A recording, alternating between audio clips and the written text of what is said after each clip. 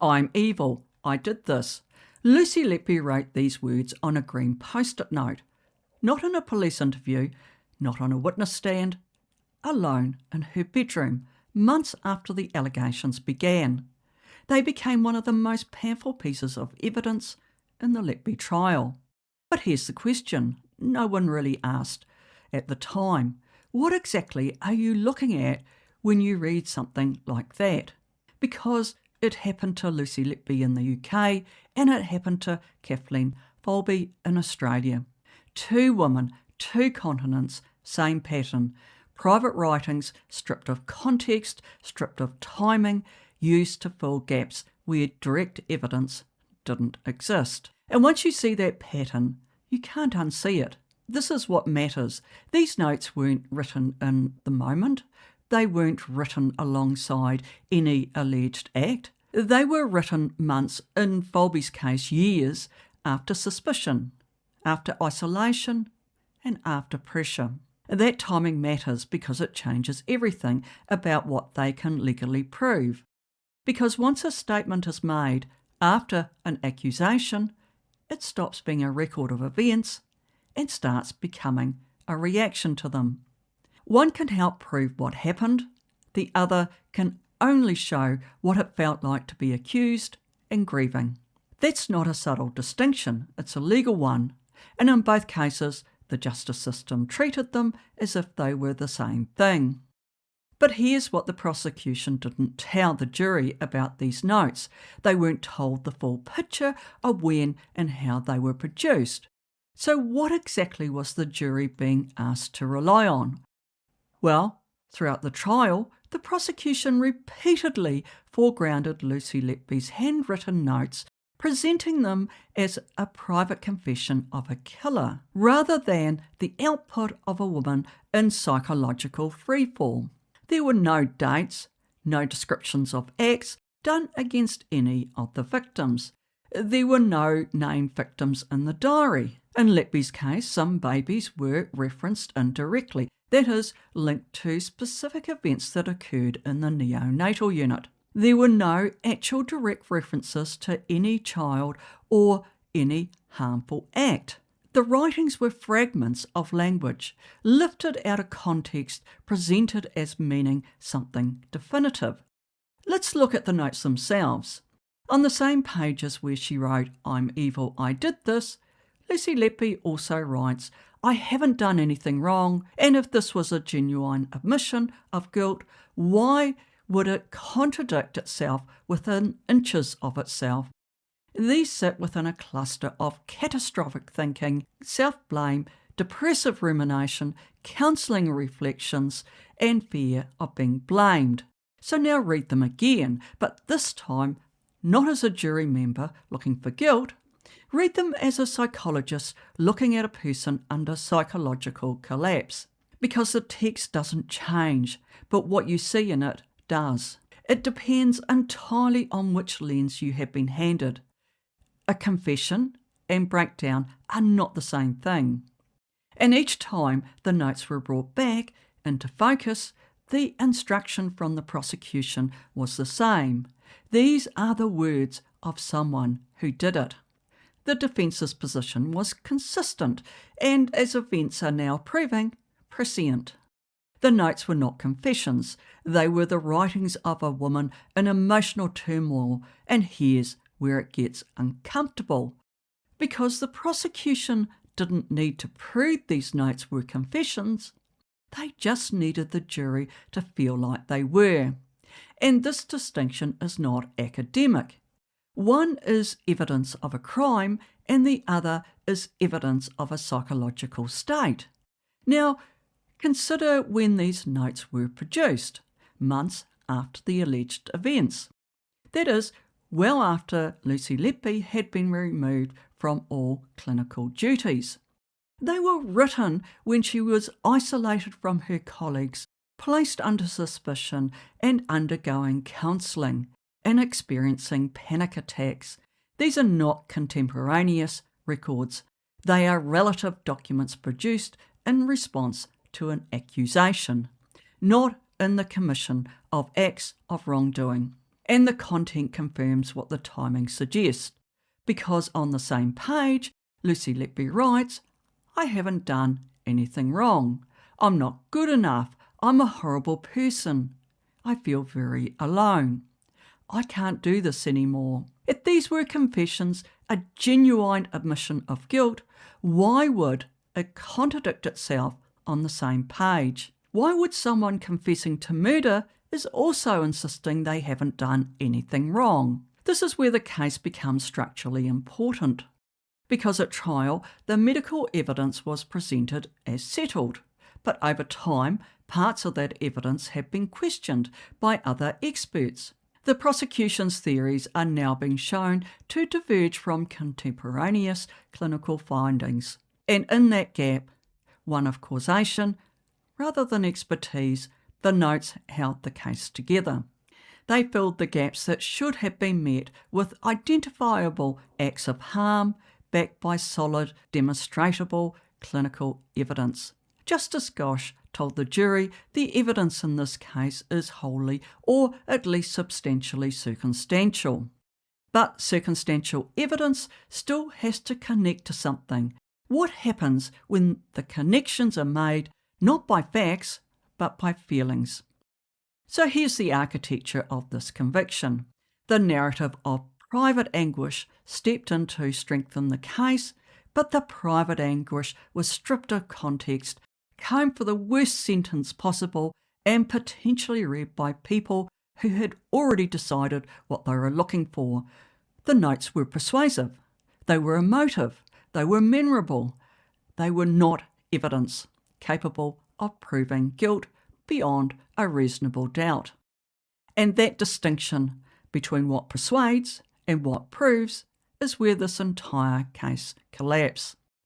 But what makes this pattern truly dangerous isn't just that it happened to Lucy Letby, is that it's happened again on a different continent, in a different decade, with different diaries spanning 10 years, and the system didn't even pause to ask whether it was making a mistake. Now, I think you'd be forgiven for thinking this pattern was unique to Lucy Letby. It isn't. Letby's notes were scribbled on post-it notes and diary pages months after the alleged events. Folbigg's diaries weren't contemporaneous either. The earliest entries were written months, sometimes years, after each child's death. And that matters, because a diary written in real time is a record. A diary written in retrospect is a reconstruction, and reconstructions are where interpretation creeps in. But over more than a decade, Folbigg's entries charted something entirely different from Letby's. A long, disordered, looping psychology of a mother trying to survive the deaths of her 4 children. That distinction should have changed everything, but it didn't. Folbigg's diaries were not a timeline of acts. They were the private, fragmented reflections of a bereaved mother wrestling with grief, self-blame, postnatal depression, sleep deprivation, marital collapse, and repeated trauma. And yet the system treated them as if they were a confession of guilt. Same logic in the Letby case, same elevation, same mistake. So what did the prosecution take from 10 years of private reflections? Not the message about love, fear, or bewilderment. They selected the lines that could be weaponised, stripping out the context and elevating the bleaker sentence in each entry, while ignoring the rest. I'm my father's daughter. This became shorthand for inherited violence, stripped of context, stripped of the emotional states in which they were written, stripped of the grief that shaped them. It does not describe any harmful acts, no wrongdoing. They were the vocabulary of loss, not guilt. Because on those very same pages, across the same years, Folbigg writes that she loves her children. She says, "I'm a good mother. I feel like a failure. Maybe it's something I did. I don't understand why this keeps happening. I love my children." So here we have 2 women, 2 sets of writing, one interpreted as a confession, the other, in truth, a decade-long attempt to survive the unbearable. Read these 6 lines again, in sequence, and ask yourself what exactly is being confessed to here. Because the prosecution reframed the notes into meaning something they were never intended to express. In both these cases, they were not legal confessions. They were the architecture of grief and bafflement. This is the moment grief is criminalised. Private anguish stripped of context, elevated into forensic proof, amplified by the media. Grief can look like guilt when you're already looking for guilt. Distress looks like a confession when you've already decided there's a crime. This isn't a gap in the system, it's the system operating exactly as designed, filling evidential gaps with narrative and punishing women for how they process trauma rather than what can be proved against them.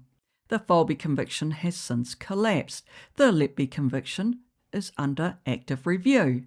And the question is no longer whether these convictions were safe, it's what allowed them to happen in the first place. Because when you place the 2 cases side by side, as we have done, you don't just see a pattern, you see a system that doesn't know how to distinguish grief from guilt and doesn't seem to want to learn. And it's not just these 2 cases. Across miscarriage of justice after miscarriage of justice, the same thread appears. Private anguish recorded as private words, reinterpreted as public proof. The only difference is the names change, but the mechanism doesn't.